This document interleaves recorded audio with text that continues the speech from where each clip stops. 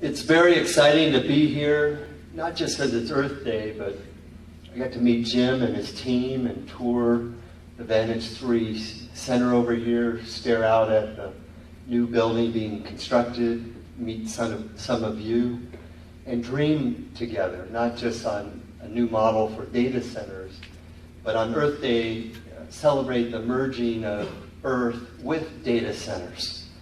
And think about that and the future.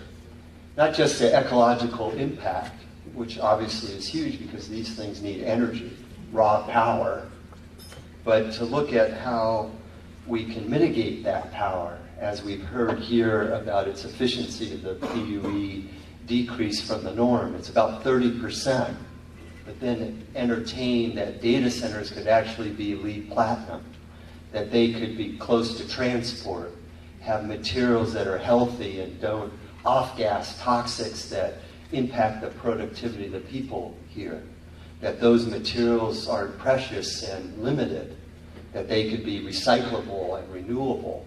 And their plans have integrated a high recycled content in the materials. They're looking at the lighting systems and sensors and clean power initiatives and driving down the efficiency and the energy. And it is a marketing advantage because many of these digital firms have green mantras, green requirements. Adobe has 5 LEED platinum buildings. It already performed well in their Energy Star ratio before LEED. They were around 80, 85. And once they took on LEED, they moved towards 100 in their score, and they keep improving. And we can learn from them and bring ideas here and share these new open source ideas here with the rest of the world. Because in green, we're not so competitive. It might be a brand advantage, but ultimately these resources are shared. And the ultimate of green is not just energy, but it's life. As humans, we want to live. We forgot that when we invented economy. Maybe we went right, but now the world is going left, and we're merging this idea of life, such a novel concept, and that we're of nature. Hello, we forgot, with economy. And my mantra in life, because I'm a businessman, I'm a capitalist, I've started 6 companies. I'm a reforming real estate developer. My first book was called Greed to Green. Now I'm back to greed, some people say, but only through green. Because ultimately, if you value life, you value fresh air. You value water that is potable and we can drink. When you don't have fresh air, you don't have fresh water, guess what? You die. And we go to war over those issues. Energy is obviously important, and some of those wars are related to energy. And so what's happening here on Earth Day is we're waking up. We're not blowing up capitalism because it won globally. But what is happening is this idea of life and life-sustaining elements are merging into capitalism. And they're starting to hit the balance sheet. They're starting to hit the P&L on the income side. And in green building, as CoStar has in its reports, it's hitting rents and increasing them. It's lowering energy and water and waste, which is an operating cost. Rents are impacted by vacancy, and vacancy rates are going down in green buildings. And all of that gives you a net operating income, which Jim knows well and his investors stare at. And below that, it's capitalized. You divide it by a ratio that is of the value of the building. And you want the lowest cap rate possible to divide it into the net income to give you your building valuation that the appraiser uses. And those cap rates are coming down for green buildings. You see, if it's not green, it's not A. It might be B or B minus. If it's LEED platinum, it should be A plus. And ultimately, this is a journey. Platinum of today has to keep moving. We'll add the fuel cells, the solar, the renewable component. And as those technologies have a higher return on investment as power goes up, as tenants require it more, you will make more money through getting off the grid by striving towards regenerative. You see, green today is just less bad, but green to survive tomorrow is regenerative. It's sustainability means we can provide for the future. Well, as we go towards 7 billion people, we're about there right now. But in 2050, it's supposed to be 10 billion. And we cannot prevail. Because even if we all have solar on our roofs and hybrid cars, we still need those materials for those billions of people. We still have to build the roads. We have to transport people. And traffic is a toxic waste, and it's in every big city in the world. And so even if they're hybrids or Teslas, which wouldn't be bad, they aren't moving. And ultimately, time is part of the green equation. If you're out of time and sitting there in an inefficient life, it's not green. And what happens in traffic, your stress goes through the roof, and you start texting, and soon we have accidents. We're waking up finally as a species, and I think we're seeing that here, because this is a data center with private investors who want to make money embracing LEED Platinum.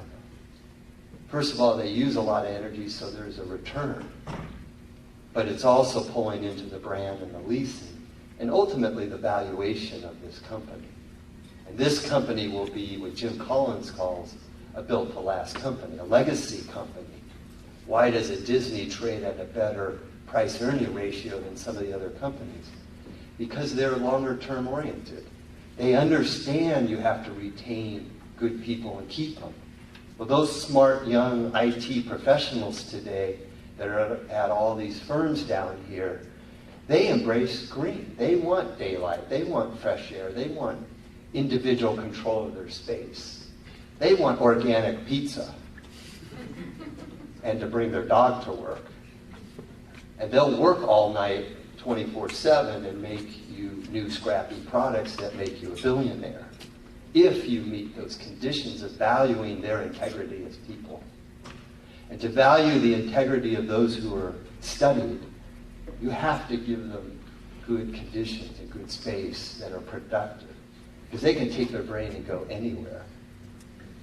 And ultimately, this species does want to be happy and contented and not just a slave to work in a dark environment that isn't conditioned well, that's fueled with power that's increasing CO2 and decreasing our future survival. And so the billionaires of the future will be green, hopefully deep green, dark green. And those who don't embrace life and life-sustaining, they're going to be bankrupt. Because there's millions of people like me around this world who study the earth, who understand business, and who are going to ensure that we're rating everybody on everything that's important. Because making money is important, but survival is even more important. And what good is all your money if you have cancer? All your money can't necessarily extend your life. Well, we have cancer here on Earth, and it's depressing. No one wants to deal with it. We love this party we've had for about 500 years. It's a great party. But I love pizza and beer and chocolate cake. But ultimately, I have to fit into my pants and not have a heart attack. And I have to become responsible that what I put in my mouth dictates my legacy and survival. And even what I put in my brain and my mind impacts my toxicity as a human. And so there's a whole greening of the spirit and greening of the mind as well, because I really believe that we still need to wake up more, because the greenies will all have Priuses and LEED Platinum homes and drive and solar on the roof, but we'll still be yelling at everybody in the old way of the 20th century. We'll have hybrid, carbon neutral bombs that will drop on those we disagree with, and then we'll cleanly compost them. Because technology will not save Earth. The only problem here on Earth is us, because we don't acknowledge we are of nature. Nature has no waste. It takes what it needs. It doesn't need 22,000 square foot homes and you have 4 others and your G4 to get around. The tree takes the sun, it takes in CO2 and kicks out O2. When the redwood's tired, it lies down. It decomposes into nutrients for the next generation of life. And what do? We take. We consume. We become consumers post-World War II. Aren't we more than that? And I sound kind of green here, but I'm telling you, I'm a businessman. I want to make the billion too. Of course, when I do my own home, it's 26 points over platinum, because I want to show how to do it. We capture every drop of water that hits that house, because water is precious. Why can't, when it rains, we capture it and put it in the toilet and flush with it? Why should you take water and pave over your pavers and it goes into the street, goes into the storm drain, and then we spend all this energy to treat it, to send it to the bay? We're smarter than that. So part of green is to use the intellect that we have, our ingenuity, our creativity, our ability to innovate. And that's what we're seeing here. A team of APs in the data center staff saying LEED Platinum is the minimum bar. I've never heard that, and I run around the world. I have to offset my CO2 and give speeches like this to clean my soul. But ultimately, whether you're green or not, doesn't matter. We are of nature. We want to survive as a species. When that soil turns to dirt and you can't grow food, guess what? You're in trouble. Are you a greenie if you want to grow food and survive? No, you're human. But these humans used to have an E at the end of of that name.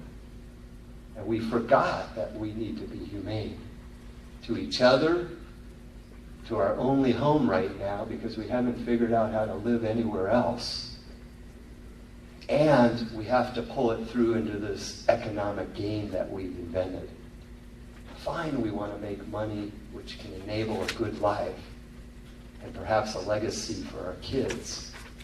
But let's do it in a way that ensures life. Let's do it in a way that lessens our ecological footprint. Let's do it in a way that it increases health, and stewardship, and spirit. And when you work in the green field, something happens. I had this idea, we'll create the Green Building Council in '92. I was actually in San Francisco. I didn't know what I was doing. I was a developer, and I also, previous to that, studied solar engineering, just north of here at Stanford. And I wanted to merge what I learned in those classes with being a developer. But there was no room for it. They told me, go back to California, leave us alone. But I had a bigger dream of legacy in my life. We made money, but what was next? Why are you here? What's the purpose? How can you make this home better? Is there something you could be proud of? Not just you consumed more. And so we thought, we'll organize the U.S. building industry as a group, not just architects or engineers or contractors, but everybody. And in '92, we had the vision of building this coalition of the 13 sectors of the industry. We had no products, no deliverables, no investors, no money. We came together with those whose eyes sparkled, those who dreamed bigger dreams. Said, will you join us? And in '93 at the AIA headquarters, we came together, 60 individuals, and we formed. And here we are in 2011 with green building councils in 85 countries. Over 60 or 70% of the building density in the world has a green building council. LEED, which we invented here in the US, is in 140 countries. There are now 100,000 LEED registered projects, a new statistic. And that adds up to 10 billion square feet of space. At $200, $300, $400 a square foot, how many trillions is that? We have 165,000 LEED accredited professionals who have passed our exam. It's an industry, this green building. It's trillions. And it's spreading to every country. And manufacturers and contractors, like the booths you have displayed here, from Toshiba or GE or Rosendin, they're playing in this game. They're growing in this game. Green building is growing at 30% a year, even in the down economy. And so this merging of economy and planet is occurring. If you're not playing in the game, you're missing out.